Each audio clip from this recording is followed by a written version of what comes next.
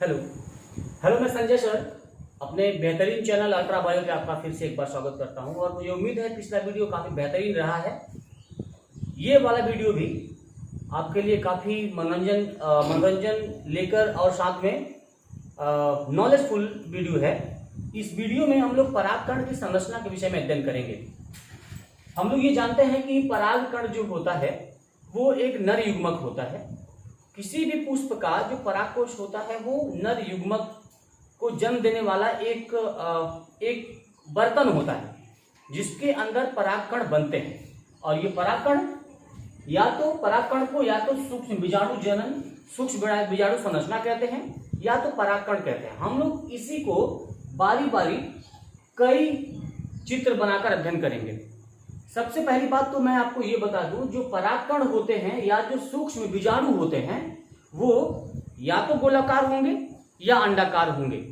कभी कभी इसकी आकृति थोड़ी और बदल जाती है, लेकिन आकृति बदल जाने के बाद भी जो इसकी मूल संरचना होती है उसमें कोई परिवर्तन नहीं होता।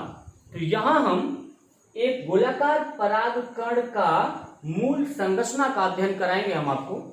इसमें यहां जो मैंने बोर्ड पर परागकण बनाया है वो एक गोलाकार परागकण है। परागकण में दो लेयर होते हैं। जो ऊपर का लेयर होता है वो खुरदुरा और मजबूत होता है और ये लेयर मुख्य रूप से स्पोरोपोलेनिन का बना होता है। ये लेयर जो होता है वो स्पोरोपोलेनिन का बना होता है। स्पोरोपोलेनिन एक प्रकार का फैट यानी एक प्रकार का फैट का बना हुआ आवरण होता है। इस स्पोरोपोलेनिन का मुख्य काम होता है परागकण को बाहर के वातावरण से रक्षा करना, जैसे तापमान, वर्षा, मिट्टी, इन सबों से रक्षा करना। क्योंकि अधिकांश परागकण उड़ते समय या परागण क्रिया के पहले ही मिट्टी पे गिर जाते हैं तो वो नष्ट हो जाते हैं। इसी प्रक्रिया से बचाने के लिए स्पोरोपोलेनिन जो फैट का बना हुआ एक आवरण होता है ये इसके चारों तरफ पाया जाता है। स्पोरोपोलेनिन में एक छोटा छिद्र होता है। ये छिद्र, इस छिद्र को जर्मपोर कहते हैं। जर्मपोर का मतलब होता है जनन छिद्र। जनन छिद्र यहां से पराग नली बाहर निकलती है। एक बीजपत्री पौधे में जनन छिद्र की संख्या 1 होती है। अगर वो पौधा एक बीजपत्री हो तब, आप मेरी बात को ध्यान से सुने। एक बीजपत्री अगर पौधा है तो उसके परागकण के अंदर केवल एक ही जर्मपोर होगा। अगर द्विबीजपत्री है तो 2 और 3 जर्मपोर हो सकते हैं। इसके बाद स्पोरोपोलेनिन से बना हुआ जो आवरण है, इस आवरण को बोलते हैं एक्साइन। ये एक्साइन आवरण स्पोरोपोलेनिन नामक फैट का बना होता है। कभी कभी क्वेश्चन, बहुविकल्पी क्वेश्चन में पूछता है जो परागकण होते हैं उसके चारों तरफ जो आवरण होता है वह आवरण उसको किस नाम से जाना जाता है, तो उसको नाम से जाना जाता है एक्साइन। और ये किस पदार्थ का बना होता है, तो स्पोरोपोलेनिन नामक पदार्थ का बना होता है जो फैट से बने होते हैं। अब हम लोग दूसरे आवरण की बात करेंगे। एक्साइन के ठीक अंदर की तरफ एक और आवरण होता है। इस आवरण को बोलते हैं इंटाइन। इसको इंटाइन बोलते हैं। इंटाइन, इन का मतलब आप समझते ही हैं, अंदर की तरफ, है ना। जो आवरण एक्साइन के बाद अंदर की तरफ होते हैं उसको इंटाइन कहते हैं। इंटाइन का निर्माण एक विशेष प्रकार के पदार्थ पेक्टोसेल्यूलोज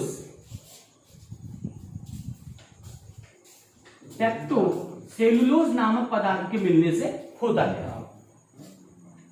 ये पेक्टोसेल्यूलोज भी स्पोरोपोलेनिन नामक पदार्थ के समान ही ये भी बाहरी वातावरण से बाहरी वातावरण से इसकी रक्षा करती है। इसको बोलते हैं इंटाइन और ये बना होता है पेक्टोसेल्यूलोज से। ये दोनों पदार्थ बहुत इंपॉर्टेंट है, आपको याद रखने हैं, क्योंकि शॉर्ट टाइप क्वेश्चन, बहुविकल्पी क्वेश्चन में ये दोनों पदार्थ का नाम और ये लेयर का नाम दोनों पूछता है।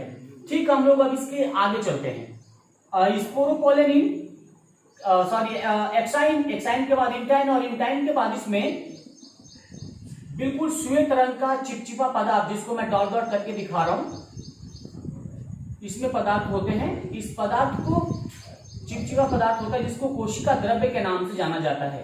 कोशिका द्रव्य के नाम से जाना जाता है। और इस कोशिका द्रव्य में एक बड़ा केंद्रक होता है, एक बड़ा केंद्रक होता है।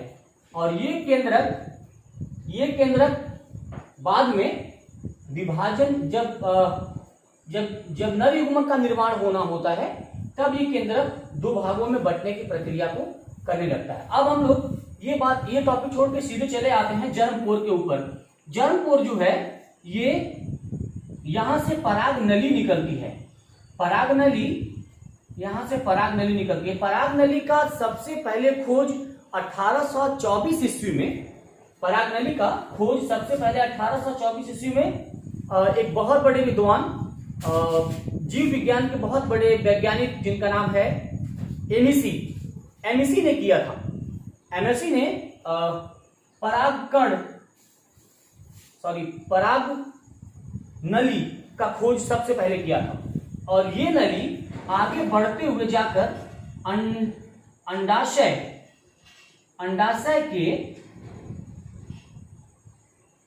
अंडाशय के कोशिकाओं से मिल जाती है। तो इस तरह से ये पराग नली हुआ।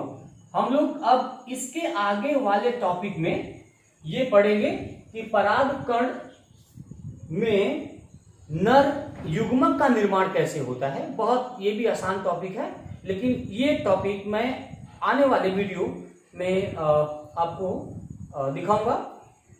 Thank you.